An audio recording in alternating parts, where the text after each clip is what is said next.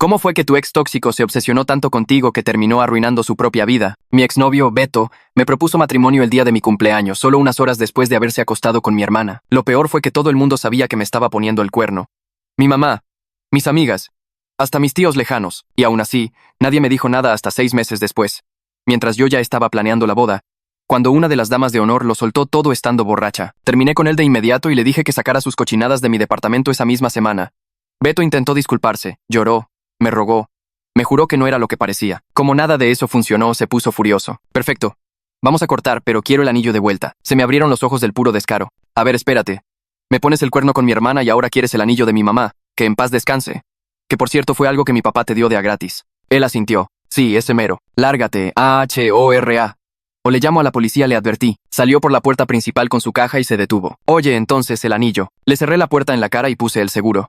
¿Por qué diablos quería tanto ese anillo? De eso ya pasaron 3 meses. Y desde entonces, Beto no ha parado de exigirme que le devuelva el anillo. Me mandaba mensajes todos los días sobre lo injusta que estaba siendo, que su nueva novia, o sea, mi hermana, Ana, también merecía usar el anillo de mi mamá. Mi mamá hubiera querido que tu hermana fuera feliz, intentaba explicar. Lo bloqueé de volada después de eso, pero solo empeoró las cosas.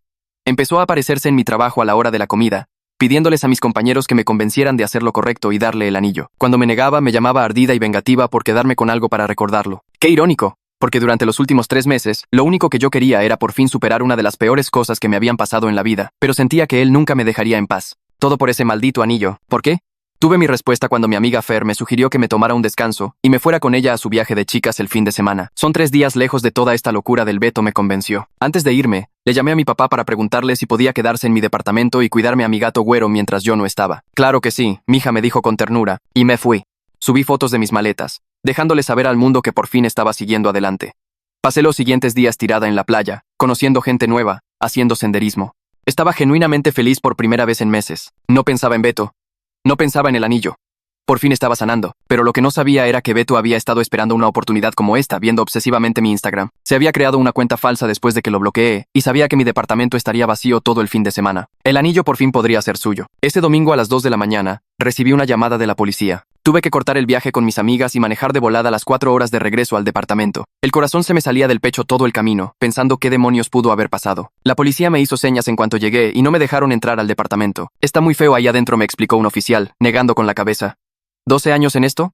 Uno creería que ya lo vio todo. Justo cuando me sentía todavía más ansiosa, empezó a soltar toda la sopa. Aparentemente, Beto llegó a mi departamento a las 11 p.m. y se estacionó a 2 cuadras para que los vecinos no reconocieran su coche.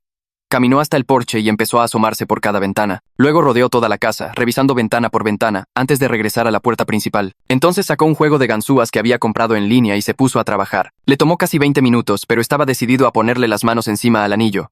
Cuando por fin abrió, entró y se fue derecho a mi recámara. Sabía que yo guardaba mi alajero en el cajón de arriba de mi cómoda.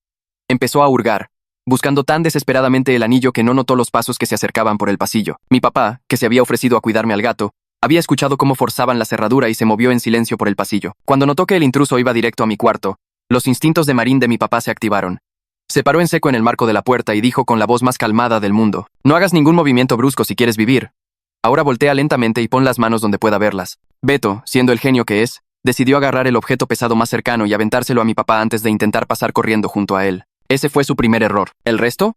Vas a tener que verlo por ti misma. El oficial frunció el ceño y me guió más allá de la cinta amarilla para ver las horribles secuelas con mis propios ojos. Voy a ser honesta, fue un milagro que Beto siquiera hubiera sobrevivido. Los doctores que lo atendieron dijeron que la libraría, pero el daño a su cuerpo había sido severo. Pero la pesadilla no había terminado. Los detectives me llamaron, diciendo que habían encontrado algo en la cajuela del coche de Beto que querían que viera. Cuando pregunté qué era, el detective solo pudo disculparse una y otra vez, diciendo que no podía decírmelo por teléfono. Cuando lo vi, por fin entendí por qué quería el anillo. El detective sacó su tablet y me mostró una foto de papeles esparcidos en el piso de la cajuela. Mis ojos se clavaron en una póliza de seguro con mi nombre falsificado al final, que reclamaba que Beto era el dueño del anillo de mi madre como un regalo de mi papá durante nuestro compromiso. La firma no se parecía en nada a la mía, pero alguien se había esforzado en copiarla. Junto a la póliza había una tarjeta de presentación de un lugar llamado Empeños y Joyería El Güero, con una fecha garabateada al reverso en la letra de Beto. Exactamente 2 días después de este fin de semana, cuando él pensaba que yo no estaría, el detective cambió de pantalla y me mostró un celular de prepago. La pantalla estaba llena de mensajes de un número desconocido. Los mensajes se volvían más amenazantes, exigiendo que Beto pagara o diera algo de valor como garantía por un préstamo. El último mensaje, enviado hace 3 días, decía que le quedaba una semana antes de que las cosas se pusieran feas. Sentí que se me revolvía el estómago mientras miraba la evidencia, dándome cuenta de que todo este tiempo Beto no estaba rogando por el anillo porque amara a mi hermana o quisiera lastimarme. Necesitaba dinero. La detective Montero se acercó y explicó que encontraron más documentos en una carpeta debajo de la llanta de refacción, incluyendo algo llamado declaración jurada de regalo que afirmaba que mi papá le había transferido legalmente la propiedad del anillo a Beto como regalo de compromiso. El sello del notario parecía oficial, pero dijo que ya habían contactado a la notaría y confirmado que era falso. Beto había estado armando un plan de respaldo en caso de que me negara a entregar el anillo, planeando presentar una reclamación al seguro diciendo que yo le había robado su propiedad. No podía creer el nivel de planeación que había detrás de esto. Los meses de acoso de repente cobraron un sentido horrible. No estaba tratando de darle el anillo a mi hermana en absoluto. Iba a venderlo para cubrir deudas de juego. Y si eso no funcionaba, cometería fraude al seguro para conseguir el dinero de todos modos. La detective Montero siguió hablando, señalando fechas y cantidades, pero mi cerebro se sentía borroso tratando de procesar que alguien con quien había planeado casarme había estado dispuesto a falsificar documentos, meterse a mi casa y cometer múltiples delitos solo para pagar sus deudas. Mencionó que encontraron aplicaciones de apuestas en su teléfono y registros que mostraban que había perdido más de $400 en los últimos meses. Los mensajes del agiotista coincidían perfectamente con sus pérdidas, pintando la imagen de alguien desesperado y en caída libre. Le pregunté si mi hermana Ana sabía algo de esto, y la detective dijo que la interrogarían después, pero que por ahora toda la evidencia apuntaba a que Beto actuó solo. Eso debería haberme hecho sentir mejor, pero en lugar de eso me sentí peor. Saber que mi hermana había elegido estar con alguien capaz de este nivel de engaño, sin siquiera entender quién era él realmente. La detective terminó de mostrarme la evidencia y dijo que debería ir a un lugar seguro esa noche mientras procesaban todo. Le llamé a mi papá y me dijo que me fuera derecho a su casa, que él ya se había ido de mi departamento y me estaba esperando. El camino se sintió surrealista, mis manos temblando en el volante mientras repasaba cada conversación donde Beto me había rogado por el anillo. Todas esas veces que se apareció en mi trabajo, que mandó esos textos diciendo que mi hermana merecía usarlo, que mi mamá habría querido que ella fuera feliz. Nada de eso fue real. Cada palabra había sido manipulación, cada lágrima había sido una actuación, todo construyendo su plan para robar el anillo en el momento en que bajara la guardia. Me estacioné en la entrada de la casa de mi papá y lo encontré sentado en los escalones del porche, todavía con la misma ropa de antes, luciendo exhausto. Se levantó cuando me vio y me jaló, dándome un abrazo fuerte sin decir nada. Entramos y preparó café, aunque era casi medianoche.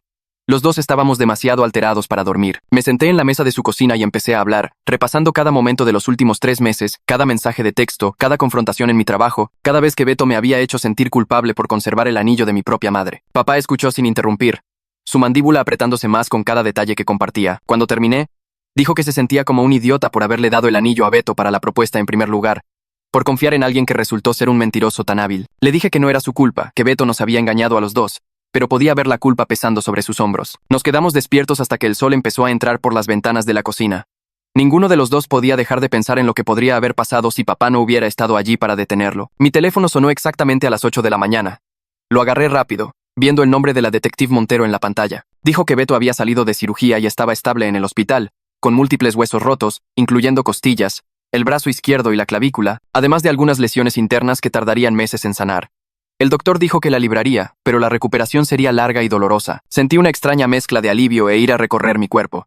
Alivio, porque significaba que mi papá no enfrentaría cargos de homicidio, que toda esta pesadilla no empeoraría aún más con una muerte en su conciencia. Pero ira, porque Beto eventualmente se recuperaría, saldría de ese hospital y continuaría con su vida después de intentar destruir la mía. La detective Montero debió haber sentido lo que estaba pensando, porque dijo que la fiscalía estaba muy interesada en llevar este caso hasta las últimas consecuencias, que las lesiones de Beto no cambiaban la gravedad de lo que había hecho. Me preguntó si podía ir a la delegación más tarde esa mañana para dar una declaración formal y revisar toda la evidencia que habían recolectado tanto del coche de Beto como de mi departamento. Mencionó que estaban armando un caso sólido por allanamiento de morada, intento de robo, falsificación y fraude al seguro, enumerando cargos que hacían que me diera vueltas la cabeza. Acepté ir alrededor de las 10 y colgué, mirando mi teléfono por un largo momento antes de que papá me preguntara si quería desayunar. Negué con la cabeza, mi estómago todavía hecho nudos, y dije que necesitaba llamar a mi jefa primero. Marqué al trabajo y mi jefa contestó al segundo timbrazo, su voz alegre y normal, de una manera que se sintió discordante con todo lo que pasaba en mi vida. Mantuve mi explicación muy vaga, diciendo que tuve una emergencia familiar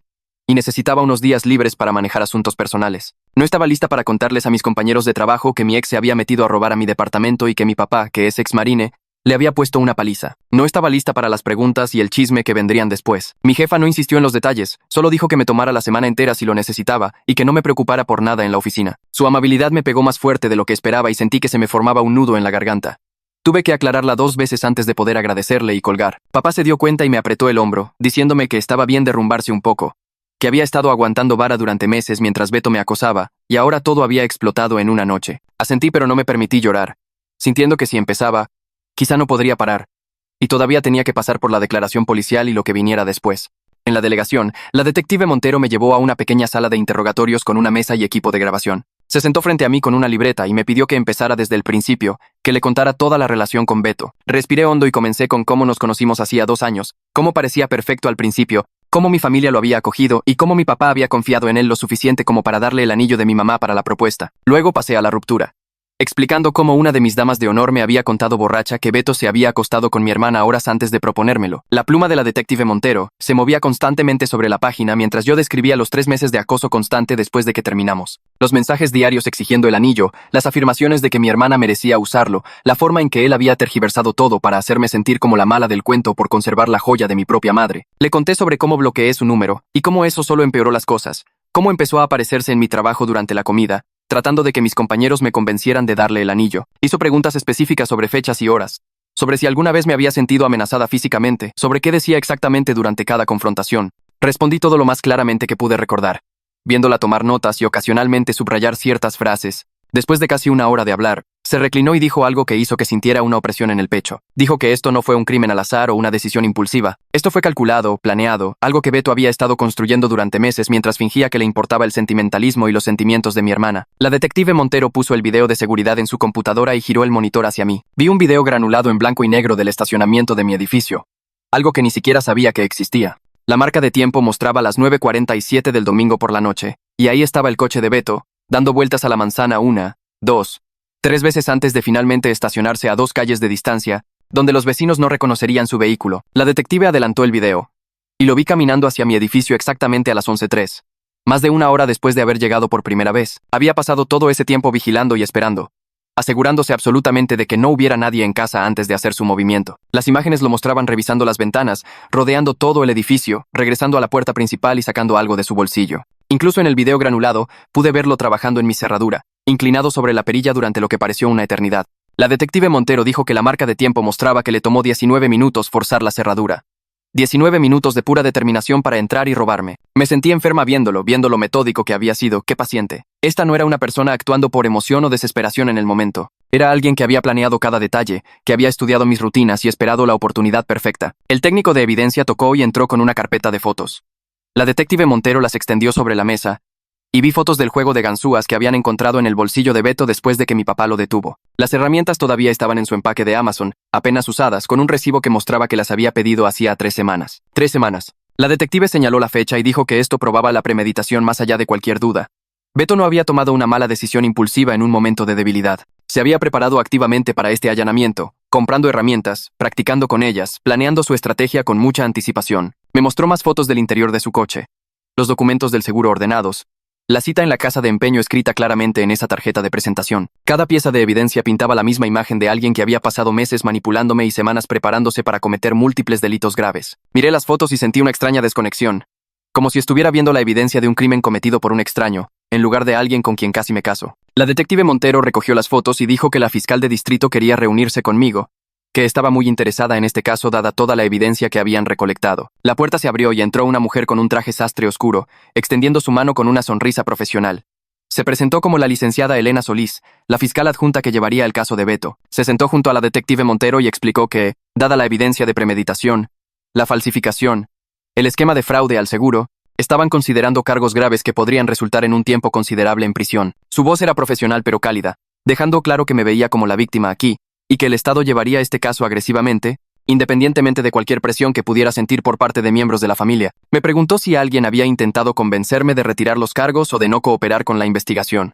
Mencioné las docenas de llamadas perdidas de mi hermana Ana, pero dije que aún no había hablado con ella. Elena asintió y dijo que probablemente era lo más prudente por ahora, que a veces los familiares de los acusados intentan minimizar lo sucedido o hacer que las víctimas se sientan culpables por buscar justicia. Enfatizó que lo que Beto hizo fue un delito contra el Estado, no solo contra mí personalmente, lo que significaba que la fiscalía seguiría adelante incluso si yo tenía dudas o preocupaciones. Eso, de hecho, me hizo sentir mejor, saber que no sería la única responsable de lo que pasara después. que los profesionales se estaban encargando de esto y que yo podía concentrarme en recuperarme en lugar de gestionar el proceso legal sola. Elena sacó algunos papeles y dijo que estarían en contacto pronto sobre los próximos pasos, que debía esperar que esto tomara varios meses en resolverse en el sistema judicial, pero que confiaban en su caso. Me estrechó la mano de nuevo y se fue, y la detective Montero me acompañó hasta el estacionamiento donde papá esperaba en su camioneta. Me subí y me preguntó cómo me había ido. Le dije que tenían todo lo que necesitaban y más, que Beto básicamente había documentado sus propios crímenes. Papá arrancó el motor y condujimos de regreso a su casa en silencio, ambos procesando el hecho de que esto estaba sucediendo realmente, que el sistema legal estaba tomando el control ahora, y que todo lo que podíamos hacer era esperar y sanar. Antes de irnos de la delegación, Elena sacó una libreta y me preguntó si creía que mi hermana sabía de los problemas de dinero de Beto o de sus planes de vender el anillo. Me quedé mirando la mesa y le dije honestamente que ya no tenía idea. Ana había estado tan enojada conmigo, tan a la defensiva con él, que no podía saber si lo estaba ayudando o si él también la había engañado. El no saber empeoraba todo, porque significaba que había perdido a mi hermana de cualquier manera, ya fuera culpable o simplemente ciega. Elena escribió algo y dijo que investigarían la participación de Ana, pero que en este momento su enfoque era construir el caso más sólido contra Beto. La detective Montero deslizó las llaves de mi departamento sobre la mesa y dijo que la escena del crimen estaba despejada y que podía volver cuando quisiera. Empujé las llaves de vuelta hacia ella y dije que no podía. Quizá nunca podría. La idea de dormir en esa recámara donde Beto había hurgado en mis cosas hacía que se me erizara la piel. La detective Montero asintió como si esperara esto y mencionó que la Comisión de Atención a Víctimas podría ayudar con los gastos de reubicación si quería rescindir mi contrato de arrendamiento y encontrar un lugar que Beto no conociera. Papá habló entonces y se ofreció a ir a empacar mis cosas esenciales con una escolta policial. Tomé una libreta del escritorio de la detective Montero y empecé a escribir, mis manos temblando mientras listaba ropa, laptop, artículos de aseo, suministros para el gato. Cuando llegué al alajero me detuve, miré a mi papá y le dije que pidiera a alguien más que lo agarrara, porque no quería que él tocara el anillo de mi mamá después de lo que pasó. Su rostro se descompuso, pero entendió. La detective Montero dijo que había arreglado que un oficial lo acompañara y se encargara personalmente del alajero. Mientras papá se dirigía a mi departamento, me senté en la oficina de la detective Montero tomando un café horrible en un vaso de unicel. Ella se recargó en su escritorio y sugirió amablemente que pensara en obtener una orden de restricción una vez que Beto saliera del hospital. Se me oprimió el pecho al pensar en él moviéndose de nuevo, caminando libre por ahí. Debió haber visto mi cara cambiar porque rápidamente agregó que él enfrentaría cargos serios y probablemente no se arriesgaría a violar una orden de protección, pero que era mejor tenerla por si acaso. Asentí y pregunté qué tan pronto podíamos solicitarla. Elena Solís regresó con un montón de papeles y se sentó junto a mí, explicando que esta era una solicitud de orden de restricción temporal que podíamos presentar ahora mismo. Me guío por cada sección, su dedo moviéndose por la página mientras explicaba que esto prohibiría cualquier contacto, directo o indirecto, a través de terceros o redes sociales. La violación significaba arresto inmediato, sin preguntas. El formulario tenía casillas para marcar diferentes tipos de comportamiento prohibido, y marqué casi todas. No llamadas telefónicas, no mensajes de texto, no correos electrónicos, no aparecerse en mi casa o trabajo, no contacto a través de familiares. Elena agregó una nota sobre el acoso en redes sociales a través de cuentas falsas y dijo que eso también estaba cubierto. Firmé mi nombre al final con una pluma que no dejaba de resbalarse en mi mano sudorosa. Elena tomó los papeles y prometió acelerarlos con un juez hoy mismo, para que la orden estuviera activa incluso antes de que Beto despertara de la anestesia. También mencionó que estaban solicitando una fianza alta dados el allanamiento, la agresión a mi papá y la evidencia de que Beto era un riesgo de fuga con todas esas deudas de juego. Alguien de los mensajes del agiotista podría venir a buscarlo y él podría huir. Papá regresó 3 horas después cargando 2 cajas grandes y a mi gato Güero en su transportadora. Estaba maullando y bufando, más molesto de lo que jamás lo había visto. En casa de papá salió disparado de la transportadora y desapareció debajo de la cama de invitados, negándose a salir incluso cuando me senté en el suelo llamándolo por su nombre. Papá dejó las cajas y se desplomó en su sillón reclinable. Y realmente lo miré por primera vez desde que esto comenzó. Se veía viejo, más viejo que sus 58 años, con nuevas líneas alrededor de sus ojos y barba grisácea en la mandíbula. Me di cuenta de que él también estaba traumatizado, que había tenido que lastimar seriamente a alguien en el departamento de su hija para mantenernos a salvo. Esa noche mi teléfono empezó a vibrar sin parar, mensaje tras mensaje de parientes que apenas conocía. Mi tía Linda preguntando si los rumores eran ciertos. Mi primo Miguel queriendo saber qué pasó. Mi tío Roberto diciendo que escuchó que papá le había dado una paliza a alguien. Apagué mi teléfono por completo y le pedí a papá que hiciera lo mismo con el suyo. Desconectó su celular del cargador y lo apagó sin discutir. Comimos pizza fría en silencio. Ninguno de los dos tenía energía para comida de verdad. Alrededor de las 9, sonó el teléfono fijo de mi papá. Contestó y luego me pasó el teléfono. La voz de la detective Montero era calmada y profesional mientras me decía que la orden de restricción había sido aprobada y que un oficial se la había notificado a Beto en su cama de hospital hacía una hora. Dijo que él no reaccionó mucho debido a los analgésicos, pero que sus padres estaban allí y se molestaron mucho. Exigieron saber por qué perseguían a su hijo después de haber sido atacado en casa de alguien. La detective Montero dijo que les explicó muy claramente que su hijo se había metido a robar e intentado sustraer propiedad, y que el dueño de la casa tenía todo el derecho de defender su residencia. Le di las gracias y colgué, pasándole la información a papá. Él solo asintió y volvió a mirar la televisión. Intenté dormir esa noche, pero me despertaba cada hora, con el corazón latiendo con fuerza, convencida de que había escuchado a alguien en la puerta. A las 3 a.m., me di por vencida y agarré el bat de béisbol del armario del pasillo de papá, y luego me senté en el pasillo afuera del cuarto de invitados con la espalda contra la pared. Papá me encontró allí 20 minutos después. Probablemente venía a ver cómo estaba. No dijo nada, no preguntó qué estaba haciendo, ni me dijo que estaba siendo ridícula. Simplemente se sentó junto a mí, con la espalda contra la pared opuesta, y nos quedamos allí juntos en la oscuridad hasta que mi respiración se calmó y me sentí lista para intentar dormir de nuevo. A la mañana siguiente, mi teléfono empezó a vibrar en el buró antes de que estuviera completamente despierta.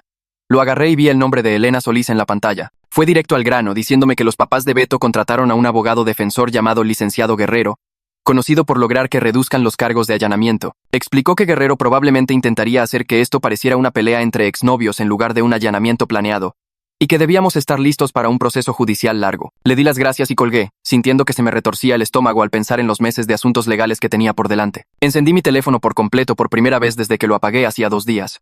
E inmediatamente la pantalla se llenó de notificaciones. 47 llamadas perdidas de Ana. Me desplacé y vi que también había dejado un mensaje de voz. Le di play y la escuché llorar, diciendo que le estaba arruinando la vida a Beto por un estúpido anillo, que él cometió un error, pero que no merecía lo que papá le hizo. Sus palabras se sintieron como un golpe en el pecho, pero también aclararon todo. Había elegido su bando.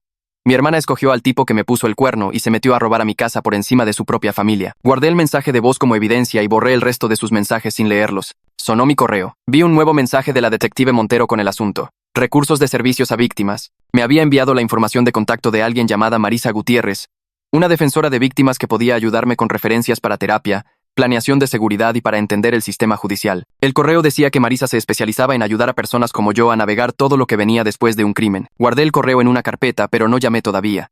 La idea de agregar a otra persona a la situación, otra extraña que querría hablar sobre lo que pasó, se sentía como demasiado en ese momento. Salí a la cocina y encontré a papá ya preparando el desayuno. Tenía huevos en el sartén y pan en el tostador, moviéndose por la cocina con los mismos movimientos cuidadosos que había usado en el pasillo anoche. Nos sentamos a la mesa y comimos en completo silencio durante casi 10 minutos. Entonces papá dejó su tenedor y me miró con los ojos rojos. Dijo que lamentaba haber confiado en Beto, por darle el anillo de mamá para la propuesta, por no ver qué clase de persona era realmente. Le dije que no era su culpa, que Beto nos había engañado a los dos, pero podía ver la culpa pesando sobre sus hombros de todos modos. Él asintió, pero no parecía convencido. Mi teléfono sonó de nuevo y esta vez era un número que no reconocí. Contesté y un hombre se presentó como Braulio Ponce, un investigador de seguros. Dijo que necesitaba reunirse conmigo sobre una póliza de seguro falsa que Beto había sacado sobre el anillo de mamá. Braulio explicó que el fraude al seguro era un delito separado del allanamiento y que su compañía estaba armando su propio caso contra Beto, lo que podría significar aún más cargos y dinero que Beto tendría que pagar de vuelta. Quedamos de vernos esa tarde en un café del centro. Conduje hasta allí sola. Necesitaba un poco de espacio de la casa de papá y del pesado silencio que se había instalado sobre todo. Braulio ya estaba esperando en una mesa de la esquina con una carpeta gruesa frente a él. Me estrechó la mano y fue directo al grano, extendiendo papeles sobre la mesa. Me mostró los documentos de la póliza y me sentí enferma al verlos. Beto había falsificado mi firma y la de mi papá, y había creado documentos completamente falsos de un valuador que afirmaban que el anillo valía 1.7 millones de pesos. Braulio dijo que el valor real probablemente estaba más cerca de los $300. Pero Beto había inventado un número enorme para poder obtener un pago mayor si reclamaba que se lo habían robado. Cada página mostraba otra mentira, otra parte de su plan. Braulio me preguntó si tenía algún papel real sobre el valor del anillo o de dónde venía. Me di cuenta de que no tenía nada de eso. Era el anillo de mamá y después de que ella murió hace 6 años, papá simplemente me lo dio en una cajita de terciopelo.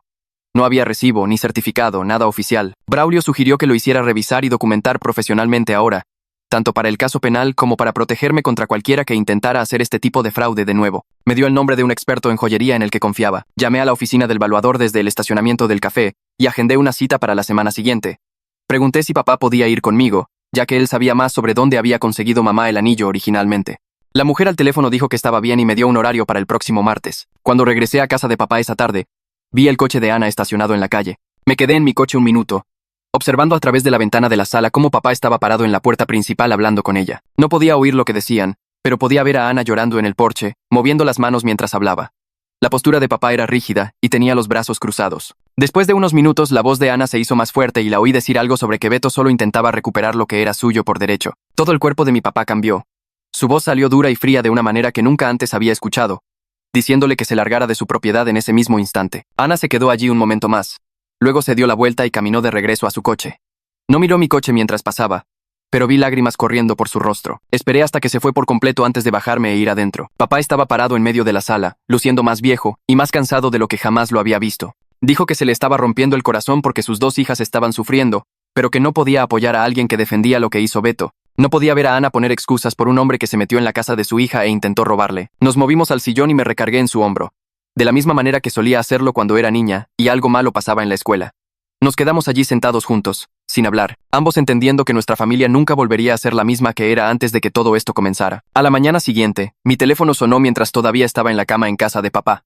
Lo tomé del buró y vi el nombre de la detective Montero. Fue directo al grano, diciendo que habían obtenido los registros bancarios de Beto con una orden judicial y habían encontrado algo grande. Había perdido $450 apostando solo en los últimos 4 meses.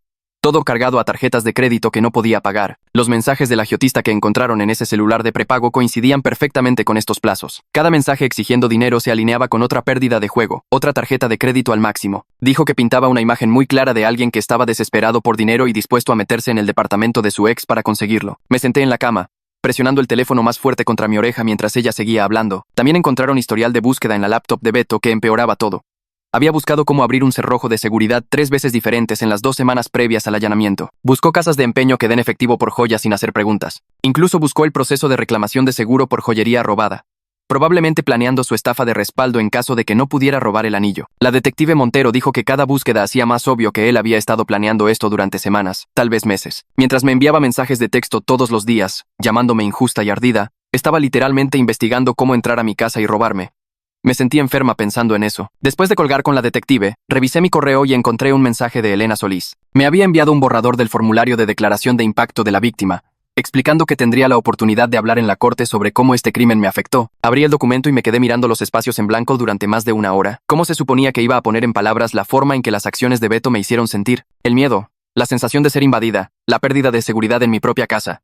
La forma en que mi familia se desmoronó por sus decisiones. Cada vez que intentaba escribir algo, se sentía demasiado pequeño o demasiado dramático, o simplemente incorrecto. Guardé el documento sin escribir nada y cerré mi laptop. Unas horas más tarde, mi teléfono sonó de nuevo. Esta vez era un número que no reconocí, y cuando contesté, una mujer se presentó como Marisa Gutiérrez. Dijo que era la defensora de víctimas que me había estado enviando correos electrónicos y que había notado que aún no había respondido. Su voz era amable pero directa. Me dijo que era una terapeuta que trabajaba específicamente con víctimas de delitos, ayudándoles a lidiar con el trauma.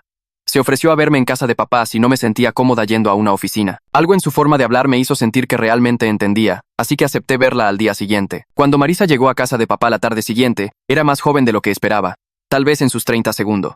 Lo primero que hizo fue preguntar por mi gato, lo que inmediatamente me hizo sentir a gusto. Nos sentamos en la mesa de la cocina de papá y hablamos durante 2 horas seguidas sobre todo. La relación con Beto, el engaño con mi hermana, los meses de acoso por el anillo, el allanamiento, la situación familiar con Ana. Ni una sola vez me hizo sentir que estaba siendo demasiado dramática o que estaba exagerando las cosas.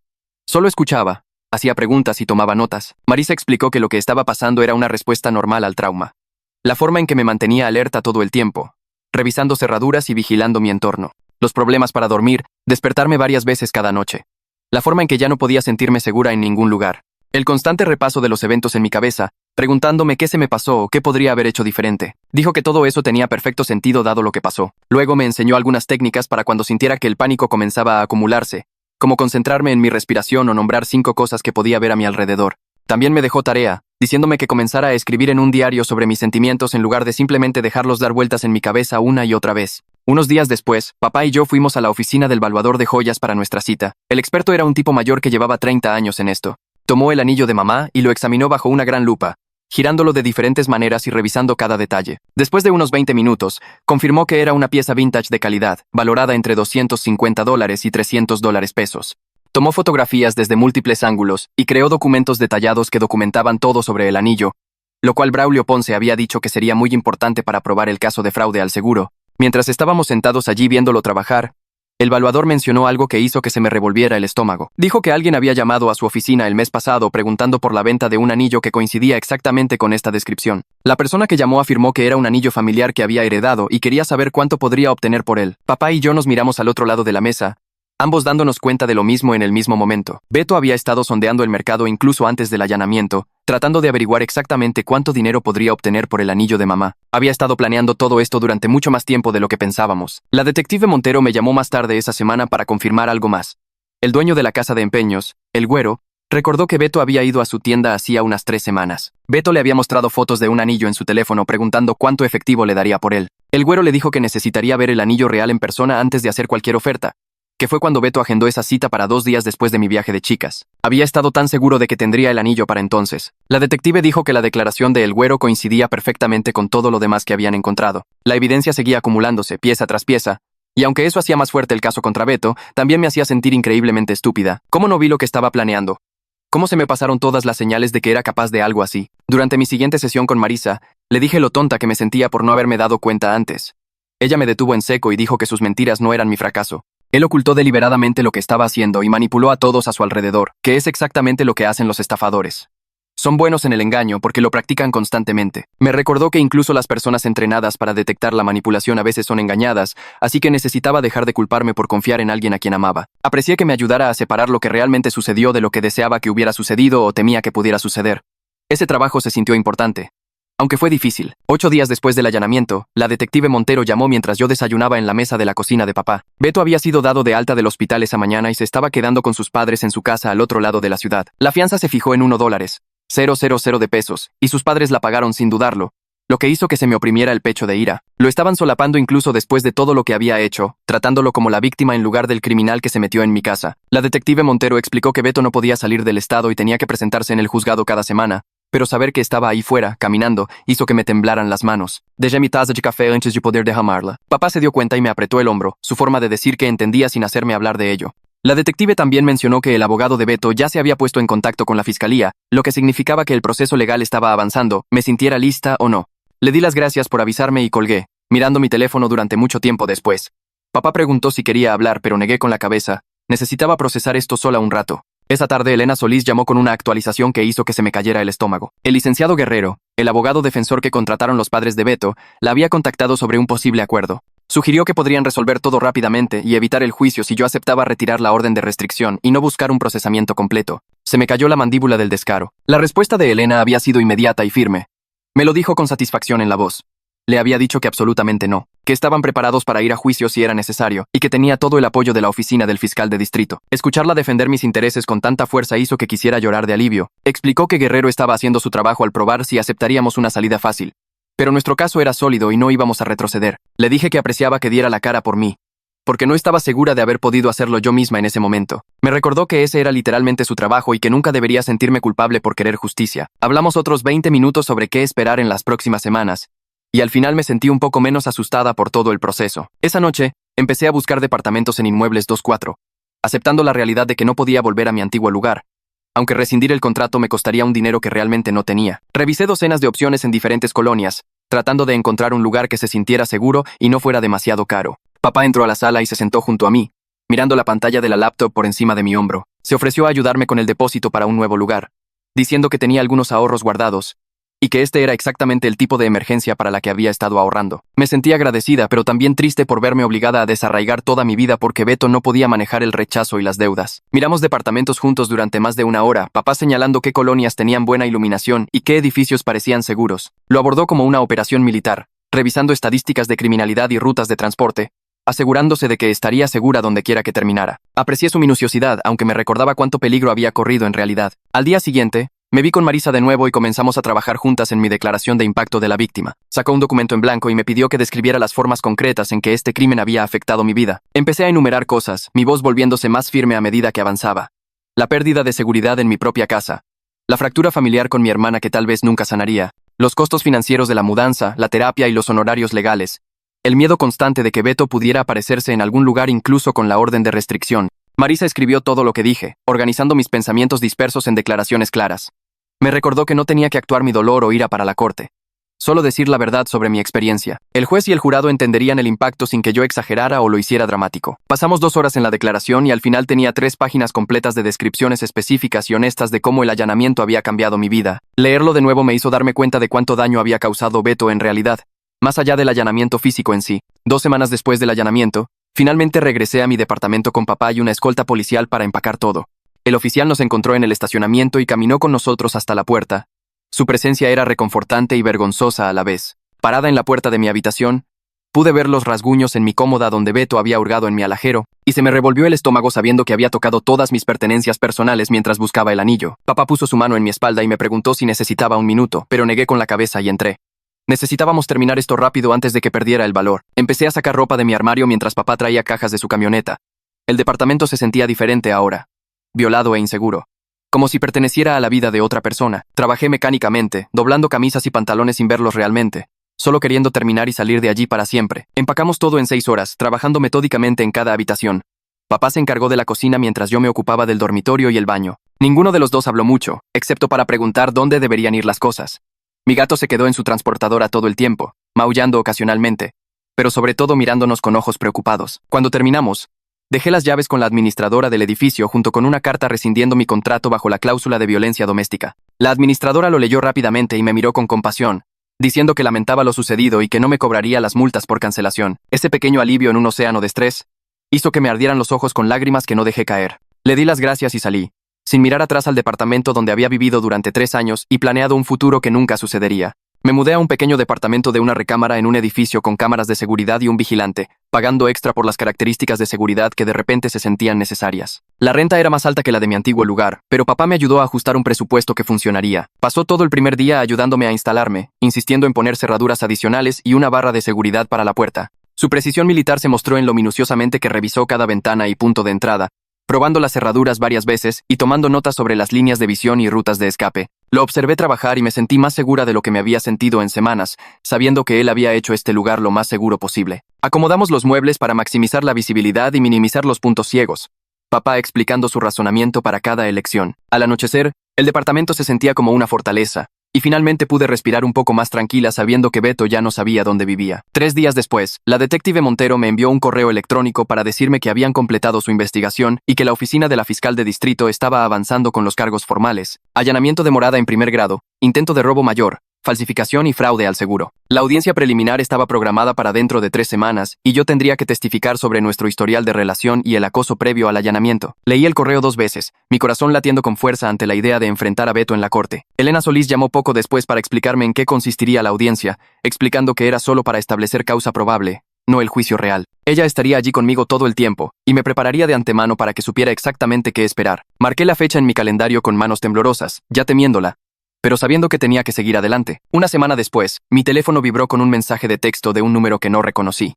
Era Ana, usando un número nuevo que aún no había bloqueado. El mensaje decía que necesitábamos hablar porque había cosas sobre Beto que yo no sabía. Me quedé mirando el mensaje un día entero, sin saber cómo responder o si siquiera quería hacerlo. Parte de mí tenía curiosidad por lo que tenía que decir, pero otra parte estaba agotada por toda la situación y no quería escucharla defenderlo de nuevo. Finalmente, respondí solo con mi nueva dirección, diciéndole que podía venir una vez, pero que si venía a defenderlo, mejor nos ahorrara el tiempo a ambas. Respondió de inmediato diciendo que estaría allí la noche siguiente a las 7. Cuando Ana llegó a mi nuevo departamento, se veía terrible, agotada y delgada, con ojeras bajo los ojos que el maquillaje no podía ocultar. Se quedó en mi puerta por un momento, como si no estuviera segura de que realmente la dejaría entrar. Luego caminó lentamente hacia mi sillón cuando le hice un gesto. Nos sentamos en un silencio incómodo por un minuto antes de que ella comenzara a hablar deprisa. Beto la había estado presionando para que le sacara dinero a nuestro papá, afirmando que lo necesitaba para honorarios legales. Pero ella sospechaba que en realidad era para deudas de juego. Había encontrado aplicaciones de apuestas en su teléfono y lo confrontó al respecto, y él se había enojado de una manera que la asustó. Su voz había cambiado, dijo, volviéndose fría y mezquina. Nada como la persona que ella creía conocer. Admitió que había sido una estúpida al creer sus mentiras sobre el anillo, sobre mí, sobre todo. Sacó su teléfono y me mostró capturas de pantalla de aplicaciones de apuestas con miles de pesos en pérdidas, sus manos temblando mientras se desplazaba por la evidencia. Beto había estado haciendo apuestas en juegos deportivos, aplicaciones de casino, incluso póker en línea, y los números seguían subiendo a cantidades que me revolvían el estómago. Cuando lo confrontó al respecto hacía 3 días, toda su cara cambió a algo frío y mezquino, y le apretó la muñeca tan fuerte que le dejó marcas cuando ella trató de alejarse. Ana empezó a llorar entonces. A llorar de verdad. No las lágrimas falsas que había usado cuando lo defendía antes. Admitió que sabía que había destruido nuestra relación al acostarse con él, pero que estaba empezando a ver cómo él nos había manipulado a ambas. Dijo que ahora se sentía atrapada, viviendo con él en casa de sus padres, viéndolo enojarse por cosas pequeñas, viendo un lado de él que la asustaba. Me senté allí sintiendo esta extraña mezcla de ira hacia ella por lo que hizo, y genuina preocupación por su seguridad, porque aunque me traicionó, no quería que la lastimara la misma persona que se metió en mi departamento. Le dije con toda honestidad que no podía ayudarla con Beto, que tenía mi propia sanación que hacer y no podía ser su sistema de apoyo en este momento. Pero podía darle el contacto de Marisa si quería hablar con alguien que se especializara en estas cosas. Ana tomó el número y lo guardó en su teléfono. Luego se disculpó de nuevo, y le dije que necesitaba tiempo antes de poder siquiera pensar en reconstruir la confianza entre nosotras, que el perdón no era algo que pudiera ofrecerle en este momento. Ella asintió y se fue en silencio. Y cerré la puerta con llave detrás de ella, sintiéndome agotada por la conversación, pero también aliviada de que al menos estuviera empezando a ver la verdad. 3 semanas después, entré al juzgado para la audiencia preliminar con papá a mi lado y Elena Solís encontrándonos en la entrada. El edificio era todo de pisos de mármol y techos altos, con puntos de control de seguridad y detectores de metales que hacían que todo se sintiera oficial y serio. Tomamos el elevador al 3er piso y encontramos la sala, donde Beto ya estaba sentado en la mesa de la defensa, pálido y delgado, usando un bastón para apoyarse debido a las lesiones que papá le había infligido. El licenciado Guerrero estaba sentado a su lado con un traje caro, revolviendo papeles y luciendo confiado de una manera que me puso nerviosa. Entró la jueza y todos nos pusimos de pie.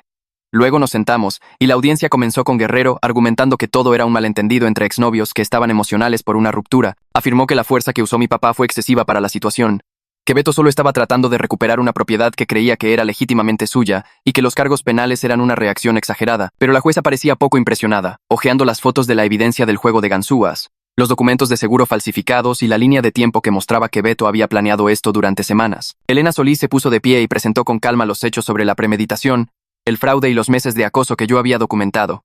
Y pude ver a la jueza asintiendo mientras hablaba. Cuando fue mi turno de testificar, caminé al estrado y juré decir la verdad, mi voz más firme de lo que esperaba. Durante 40 minutos hablé sobre la relación, cómo me enteré del engaño, la ruptura y el acoso constante sobre el anillo que siguió. Describí cómo Beto se apareció en mi trabajo, envió mensajes de texto diarios e hizo mi vida miserable durante 3 meses mientras intentaba seguir adelante. Guerrero intentó interrumpir varias veces, sugiriendo que yo estaba siendo vengativa y que me quedé con el anillo solo para lastimar a Beto.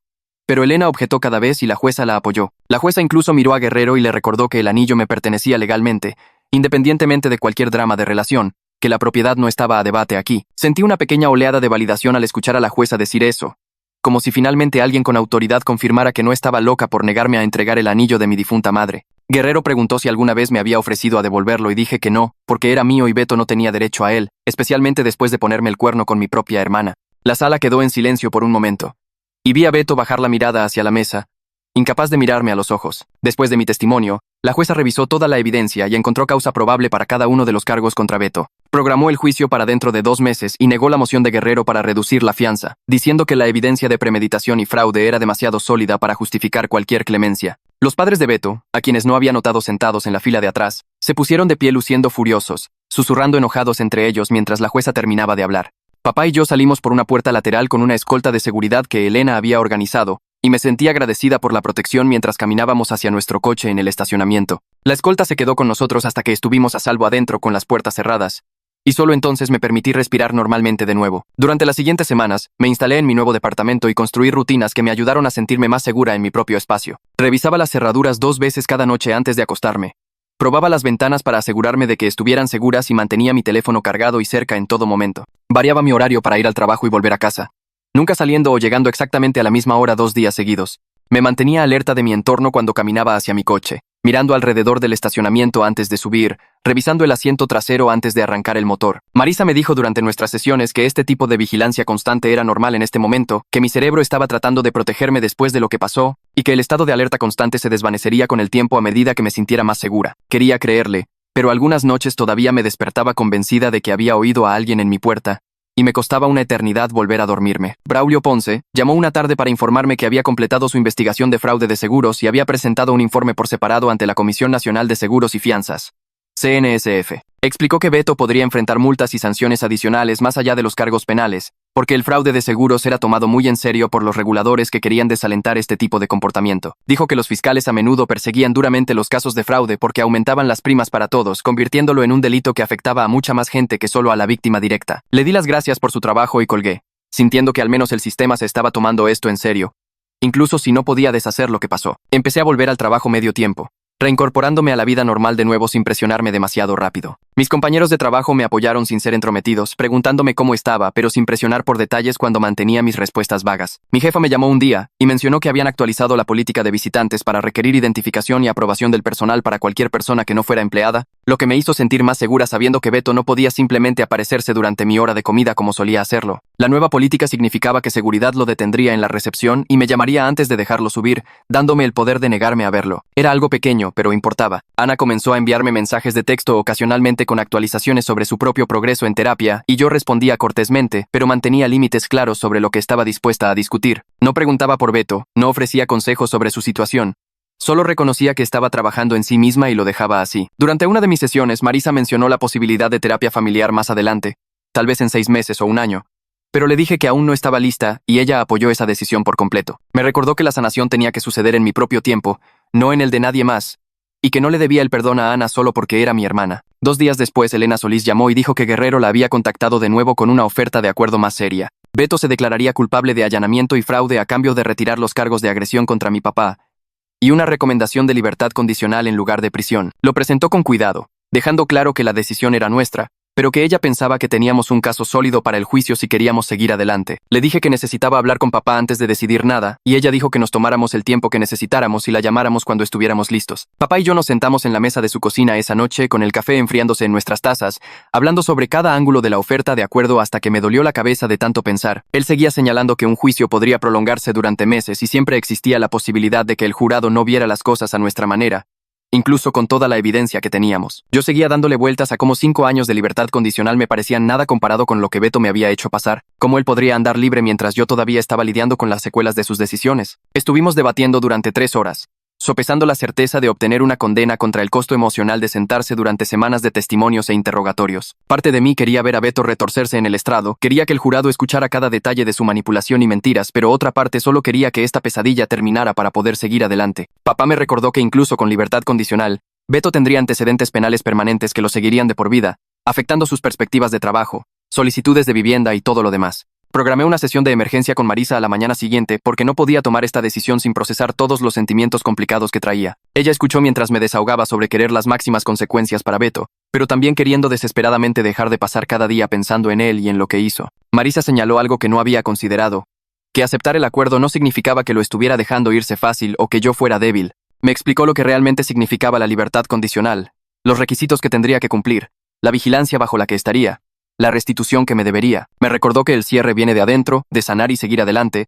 No deberá alguien más sufrir el castigo exacto que creemos que merece. Eso me pegó fuerte, porque me di cuenta de que había estado tratando la severidad de su sentencia como si de alguna manera fuera a deshacer la violación que sentí, como si más tiempo en la cárcel mágicamente me hiciera sentir segura de nuevo. Marisa me ayudó a ver que mi sanación tenía que suceder por separado de cualquier consecuencia que el sistema legal le impusiera a Beto. Durante la siguiente semana, papá y yo seguimos hablando de ello, mirándolo desde todas las direcciones hasta que ambos nos sentimos listos para tomar una decisión. Llamé a Elena Solís y le dije que aceptaríamos el acuerdo, pero solo con condiciones específicas que tenían que ser innegociables. Beto tenía que declararse culpable de cada uno de los cargos, sin cargos reducidos o desestimados. Tenía que completar un programa de tratamiento de adicción al juego completo, no solo asistir a unas pocas reuniones. Tenía que pagar la restitución por mis costos de mudanza, mis facturas de terapia y todos los demás gastos que su allanamiento causó. Y la orden de restricción tenía que volverse permanente, no solo la temporal que teníamos ahora. Elena anotó todo y dijo que se lo llevaría a Guerrero y verían qué podían acordar. 2 días después, llamó de vuelta diciendo que Guerrero había aceptado todas nuestras condiciones excepto el monto exacto de la restitución, que la jueza decidiría basándose en la documentación que yo proporcionara.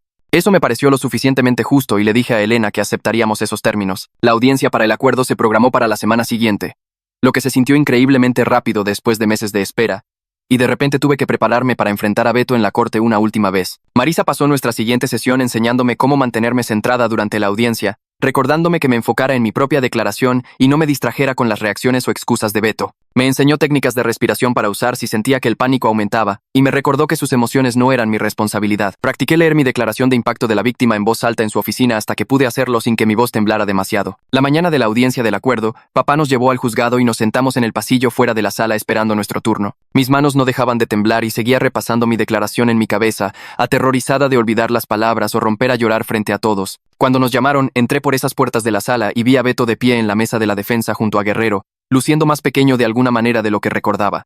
La jueza le pidió que declarara su culpabilidad, y la voz de Beto salió baja y plana, mientras decía culpable de allanamiento de morada en primer grado, culpable de intento de robo mayor, culpable de falsificación, culpable de fraude al seguro. No me miró ni una vez durante todo el proceso. Solo mantuvo sus ojos bajos en la mesa, y sentí una pequeña oleada de satisfacción de que ni siquiera pudiera enfrentar lo que había hecho. La jueza se volvió hacia mí y me preguntó si quería hacer una declaración antes de la sentencia, y me puse de pie con el papel temblando en mis manos. Leí cada palabra que había preparado, describiendo cómo las acciones de Beto habían violado mi sensación de seguridad en mi propia casa, cómo sus decisiones habían fracturado mi relación con mi hermana, cómo me había visto obligada a mudarme y cambiar toda mi vida debido a su desesperación y egoísmo. Me aseguré de enfatizar que esto no se trataba de una relación que salió mal o una disputa sobre propiedad. Se trataba de su voluntad de lastimar a la gente y violar las leyes para resolver sus propios problemas. Cuando terminé y me senté, la jueza se tomó un momento para revisar el expediente del caso antes de anunciar la sentencia de Beto.